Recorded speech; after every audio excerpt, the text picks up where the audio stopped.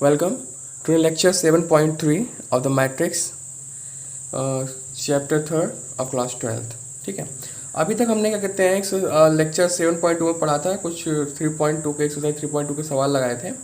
अब exercise lecture 7.3 में क्या करेंगे, एक्सरसाइज 3.2 के बचे हुए सवाल को हम हल करेंगे। ठीक है, तो इसमें बचा क्वेश्चन नंबर 19 क्या है, किसी व्यापार संघ के पास 30,000 रुपये का कोष है, मतलब टोटल उनके पास कितना है, 30,000 रुपये है, जिसे दो प्रकार के बांडों में निवेश करना है। मतलब दो प्रकार के बांडों में हमको क्या करना है, निवेश करना है। ठीक है, तो यहाँ पे क्या लिखेंगे, हल करते हैं। तो मान लिया पहला देखो, दो प्रकार के निवेश करना 30,000 रुपये है। ठीक है, तो प्रथम बॉन्ड पर 5% है, दूसरे बॉन्ड पर 7% वार्षिक प्राप्त होता है, बॉन्ड प्राप्त होता है। ठीक है, आयु गुणन के प्रयोग द्वारा यह निर्धारित कीजिए कि 30,000 के कोष को दो प्रकार के बांडों में निवेश करने के लिए किस प्रकार बांटें जिससे व्यापार संघ को प्राप्त कुल वार्षिक ब्याज एक बार ऐसा बांटे कि 1,800 रुपये मिले और दूसरी बार ऐसा बांटे कि 2,000 रुपये मिले। ठीक है, मतलब दो भागों में इस प्रकार बांटना है इनको हमको कि एक बार हमको कितना ब्याज प्राप्त हो, 1,800 प्राप्त हो, दूसरा 2,000। ठीक है, तो हल माना पहला भाग बराबर x। ठीक है, पहला x हो गया, तो दूसरा भाग क्या हो जाएगा, तब दूसरा भाग बराबर 30,000 माइनस x। देखो पहला भाग जब x होगा और दोनों भाग का टोटल है कितना है, 30,000 रुपये है, तो जब पहला भाग x हो गया, जब 30,000 में से x का घटा देंगे तो दूसरा भाग हमको मिल जाएगा। ठीक है, तो अब क्या कह रहा है कि यहाँ पे हमको क्या करना है, इसमें कह रहा है कि जिसे भिन्न भिन्न प्रकार के बांडों में निवेश करना है ना, कि प्रथम बांड पर कितना मिले, प्रथम बांड पर हमको 5% और द्वितीय बांड पर 60% वार्षिक ब्याज हमको मिलता है। ठीक है, तो अब देखो यहाँ पे एक आव्यूह बन गया। ठीक है, तो इससे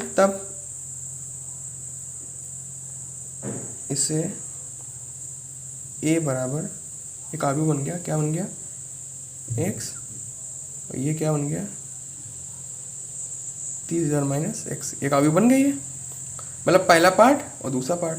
ठीक है, अब ब्याज की दरें क्या है कि देखो पहले पे कितना लग रहा है, 5% लग रहा है, दूसरे पे 7% लग रहा है ना।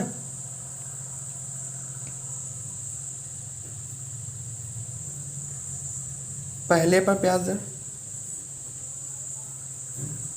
5%, अब 5% चेंज करो कितना आएगा, 0.05 आएगा, नंबर भी चेंज कर लेंगे 100 से डिवाइड करने के बाद। ठीक है, और दूसरे पर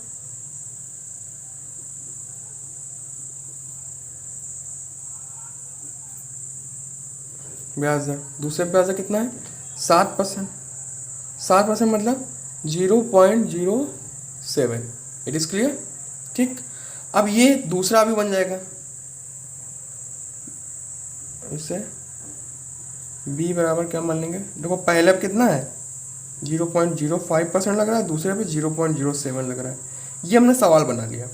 अब पहला कह रहा है कि इसे किस प्रकार बांटे कि प्राप्त कुल वार्षिक ब्याज 1,800 हो, मतलब इनका गुणन किस प्रकार करें कि इनका जो हमको ब्याज, मतलब इनको किस प्रकार बांटेंगे जो उनका ब्याज हो वो कितना मिले, पहले पे 1,800 मिले। तो पहली कंडीशन क्या कह रही है, पहली कंडीशन कह रही है कि कुल ब्याज जो है, कि कुल ब्याज होगा, टोटल ब्याज जो होगा इन दोनों गुणनहित होगा, ए बी गुणनहित होगा। ठीक है, तो कुल ब्याज बराबर क्या, ए बी। तो पहला क्या कह रहा है, 1,800 कह रहा है, पहला 1,800 कह रहा है, ए कितना है x, 30,000 माइनस x, और यहाँ पे 0.05 और 0.07। आफ्टर मल्टीप्लाइंग दिस, इसको जब मल्टीप्लाई करेंगे, नेक्स्ट पेज पे आते हैं, तो ये सवाल है कि ये ए बी का जब मल्टीप्लाई करेंगे तो 1,800 हमको ब्याज मिलना चाहिए। तो ब्याज बराबर क्या होगा, दोनों गुणन होगा, तो मल्टीप्लाई कर लेंगे, फर्स्ट रो फर्स्ट कॉलम, इसका इससे मल्टीप्लाई 0.05 x प्लस, अब इसका मल्टीप्लाई करो 0.07 मल्टीप्लाई बाय 30,000 माइनस 0.07 x बराबर 1800। ठीक है, अब इसमें से हम क्या करेंगे, इसको सब्सट्रैक्ट कर देंगे, 0.05 में से गया तो 0.02x बचा, प्लस अब यहाँ से 20 से 2 कैंसिल, 7 3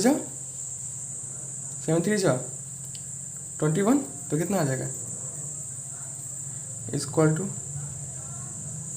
ये माइनस में होगा, इसको उधर भेज देंगे और इसको इधर ले आएंगे तो क्या हो जाएगा, वो प्लस जाएगा तो जाएगा तो प्लस में हो जाएगा, तो 0.02x इक्वल टू ये हो गया आपका 300।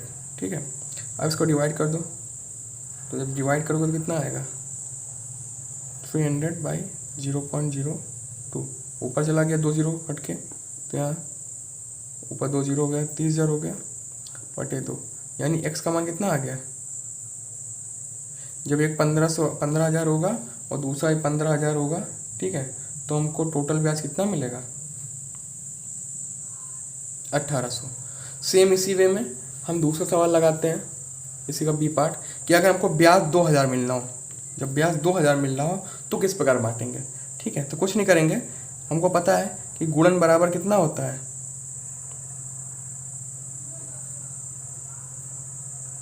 ब्याज, है ना, 0.05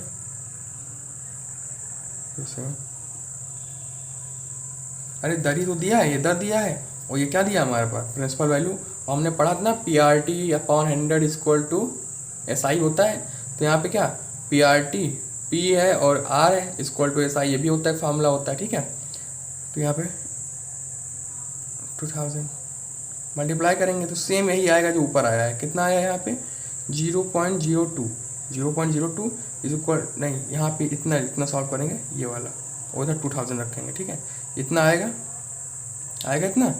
ठीक है, तो यहाँ क्या लिखेंगे -0.02x plus 2100 is equal to 2000। Okay, इसको तो भेज दो, -0.02x is equal to 2000 minus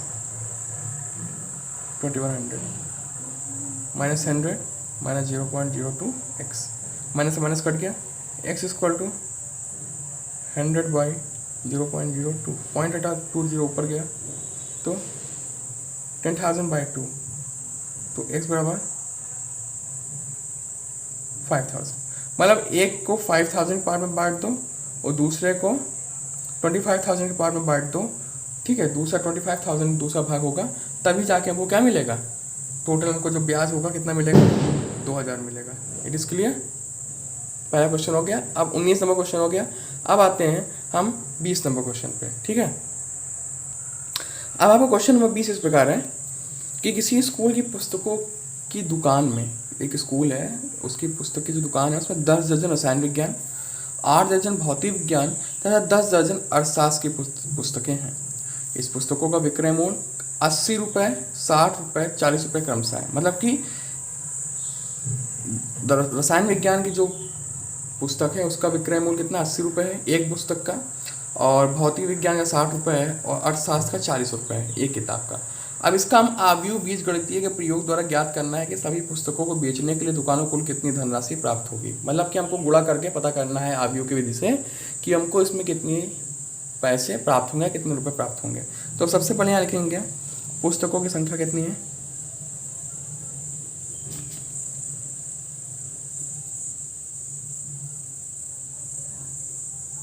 पुस्तकों की संख्या है ना। तो पुस्तकों की संख्याएं हैं हमारे पास। सबसे पहले आता है रसायन विज्ञान,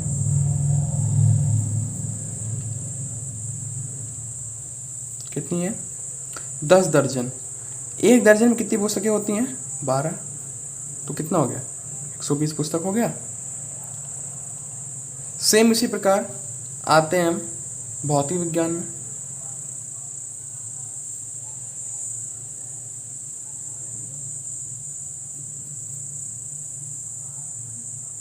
भौतिक विज्ञान में 8 दर्जन है। 8 दर्जन मीन्स दैट 12 × 96 है ना पुस्तक। और नेक्स्ट है हमारा अर्थशास्त्र, इकोनॉमिक्स। ये कितनी है इसकी पुस्तकें 10 दर्जन, तो 12 धामा 120 पुस्तक। क्लियर? ये टोटल हमारे पे पुस्तकें हो गए। तो इनको हम आव्यूह व्यक्त कर देंगे। कैसे? तो हम मान लिया इनको आव्यूह व्यक्त करेंगे, इसे आव्यूह ए से व्यक्त करेंगे। क्लियर? तो आव्यूह ए बराबर क्या हो जाएगा?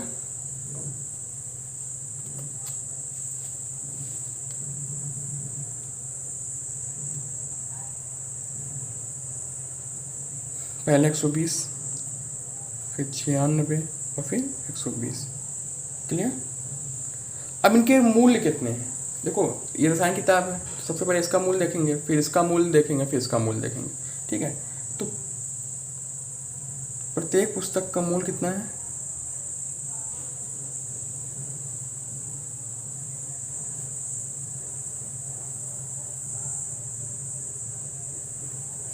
का मूल्य क्रमशः कितना है?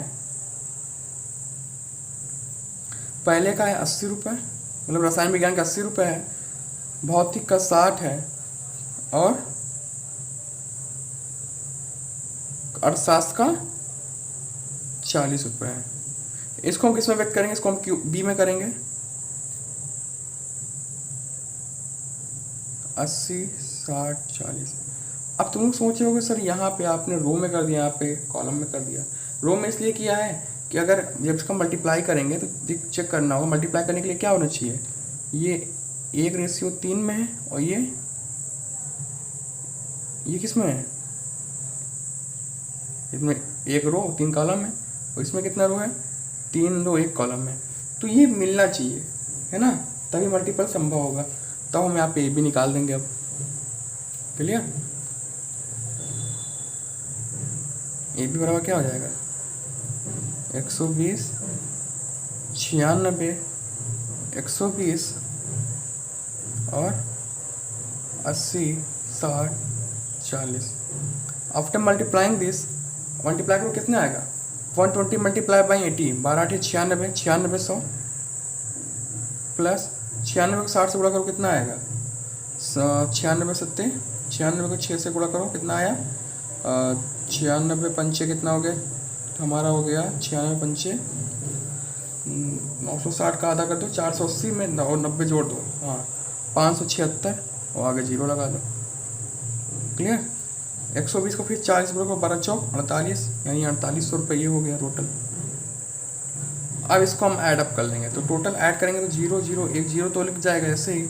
ये 6, यहाँ 6 आ गया। ओके, 8 7 15, 6 21 की 1 2 आ गया, 5 4 9 9 9 18, है ना, 18 और 2 18 2 20। तो कितना रुपये लगेगा? 20,160 रुपये हमको टोटल क्या होगा? प्राप्त होगा, जब हम अपनी किताबों को बेच देंगे। ठीक है, ये सवाल हमारा 20 नंबर हो गया। अब आएंगे क्वेश्चन नंबर 21 पे, जो कि मल्टीपल है। इसके लिए हमको पूरा कंडीशन दिया हुआ है। अब इसको हम सॉल्व करेंगे क्वेश्चन नंबर 21। ठीक है, तो ये आपको क्वेश्चन नंबर 21 है, और इसमें पहले कुछ कंडीशन दी हुई है ऊपर। कंडीशन क्या है कि मान लीजिए x y z w तथा p क्रमशः 2 multiply by n, 3 multiply k, 2 multiply p, n multiply by 3 and p multiply k कोटियों के आव्यूह हैं।